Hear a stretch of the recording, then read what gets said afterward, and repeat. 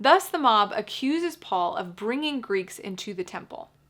Now, this was explicitly forbidden. For a Gentile to go beyond the barricade and enter the temple and exclosure was forbidden. It would have been clearly marked with signs posted to make it abundantly clear that there was a court for Gentiles, but they could proceed no further. This was taken so seriously that the Romans actually authorized the Jews to execute trespassers, even if the offender was a Roman citizen. Now, this accusation is false. Paul had not taken Trophimus or any other Greek beyond the barricade.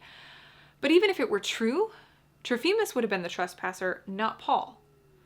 This is an unjust mob whose intent is nothing less than to kill Paul. As they're about to carry out Paul's execution, beating him in the courtyard of the Temple Mount, word gets to the tribune, who rushes to break up the commotion. In Acts 21:32, Luke writes, "He at once took soldiers and centurions and ran down to them. And when they saw the tribune and the soldiers, they stopped beating Paul." The tribune is quite simply the military commander. Some translations say chiliarch, which means that he commanded 1,000 soldiers.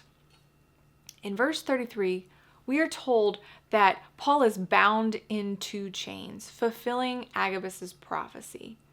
Though the crowd stops beating Paul with the military now present, Luke writes that the violence was so intense, Paul is actually carried away by the soldiers.